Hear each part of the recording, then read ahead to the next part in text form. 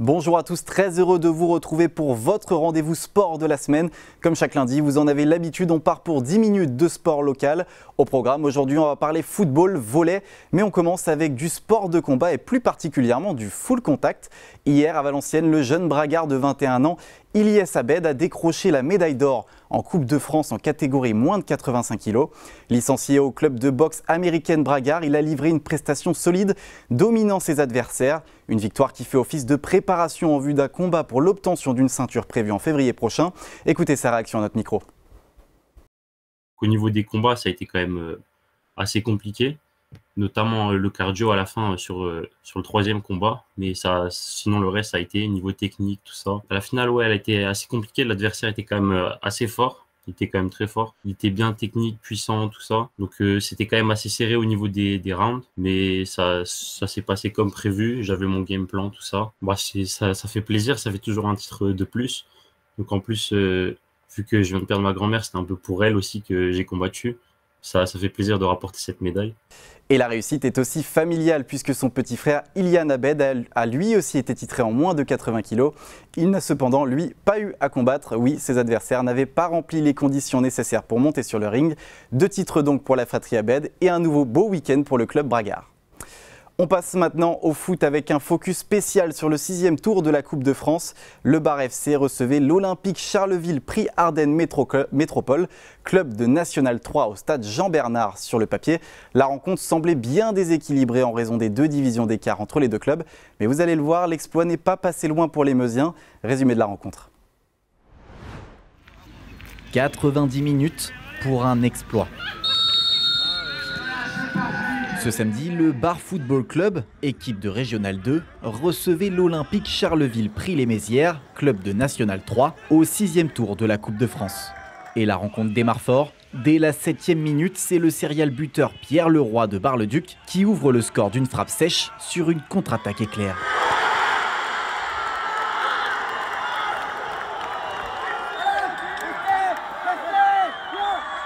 Déjà un petit exploit pour les Barisiens qui évoluent 2 divisions en dessous de leurs adversaires. Pourtant, ils tiennent le choc et le public a toutes les raisons de vibrer.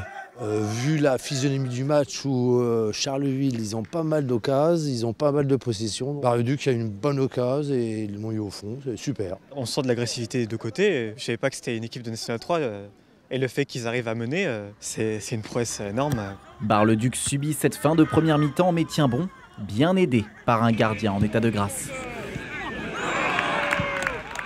À la mi-temps, les hommes de Rudy Marshall mènent 1-0 et les supporters ont désormais toutes les raisons d'y croire. C'est fort, ça tient qu'à un fil pour le moment. Après, il y a plusieurs divisions d'écart, donc ça se voit. Peut-être mettre un deuxième, ça serait le top. Ils subissent un peu, mais en contre, ça peut passer. On l'a vu en première mi-temps. Ça va être dur de tenir tout le temps comme ça, je pense. Ça risque de tirer dans les jambes. Au retour des vestiaires, les joueurs de Bar-le-Duc retournent à la bataille. Les Barisiens subissent beaucoup, ne touchent presque plus le ballon. L'équipe de Régional 2 fait preuve de réussite pendant un long moment, mais à 10 minutes du terme, les Barisiens craquent et encaissent l'égalisation. Le physique n'aura pas tenu jusqu'au bout.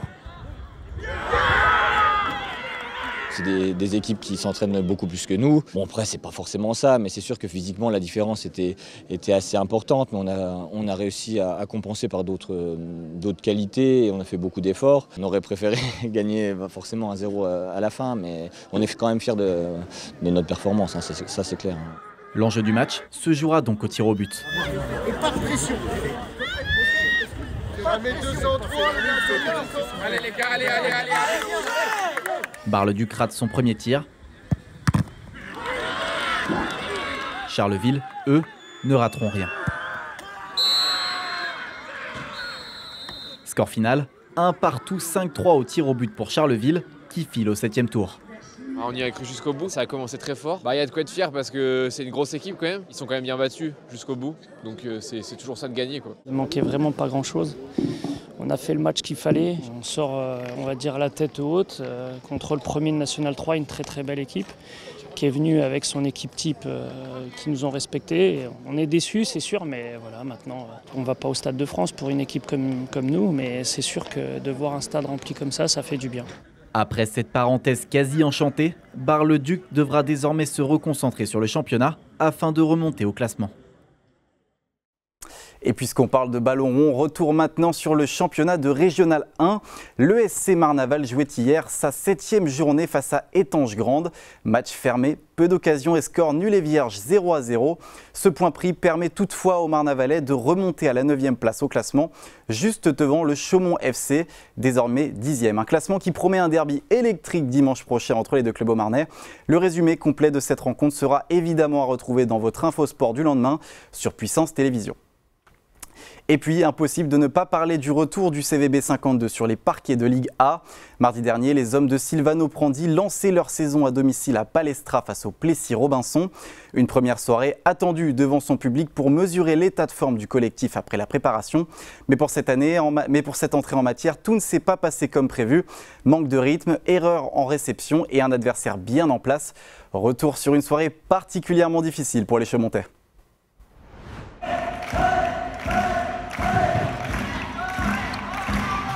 Coup d'envoi d'un nouveau chapitre pour le CVB 52. Après plusieurs semaines de préparation, les Chaumontais retrouvent enfin la compétition et leur public pour l'ouverture du championnat. Les supporters chantent, les tambours résonnent, les drapeaux rouges et noirs s'agitent. Tous sont heureux de retrouver le chemin de la salle Palestra malgré les derniers matchs de préparation compliqués du club. Ici, de retrouver le match, l'ambiance, même si ce soir il y a un peu moins de monde, c'est les vacances.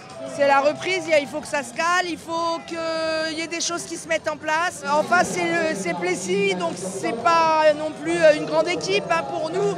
Il faut y aller là quand même, il faut qu'on y aille, mais on y croit. Je suis optimiste, je suis tout le temps optimiste. Je pense qu'il y a quand même du potentiel, l'équipe se cherche à mon avis. Sur le terrain, les hommes de Silvano Prandi démarrent fort.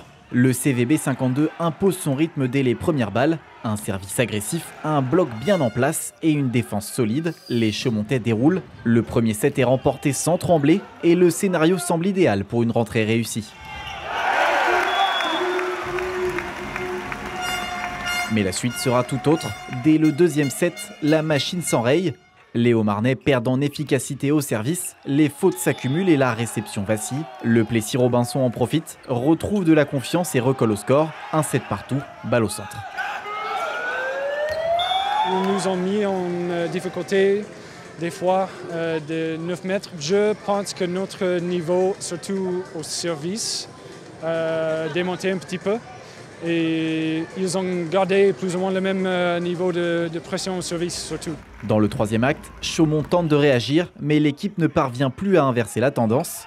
Les Franciliens déroulent leur jeu, portés par un bloc efficace et des contres bien sentis. Le CVB 52 s'approche mais ne trouve pas la solution. Les visiteurs prennent les devants, bien aidés par les quelques supporters présents.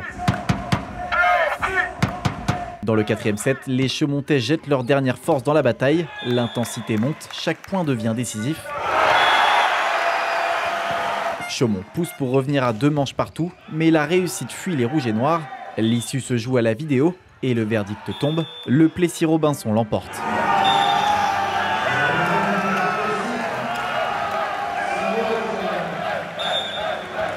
On n'a pas d'excuses. On a joué pire que l'adversaire, on a joué mal.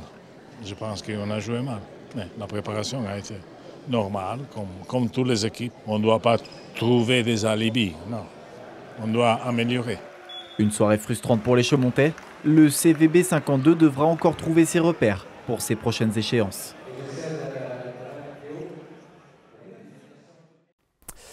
Et malheureusement, les repères n'ont toujours pas été trouvés pour les hommes de Silvano Prandi. Le CVB 52 s'est incliné lourdement 3-7-0 sur le parquet du Gazélec Ajaccio.